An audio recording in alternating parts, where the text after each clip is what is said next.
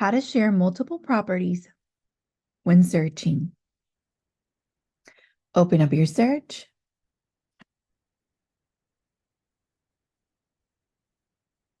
List. Click on the 3 circles, and then you choose how you want to send it. So I'll give an example as send my message. Select. Scroll and select up to 10 of the properties that you want to share. Then click on done. You can choose from your contacts, from Matrix or Skip, and send a message from your phone contacts.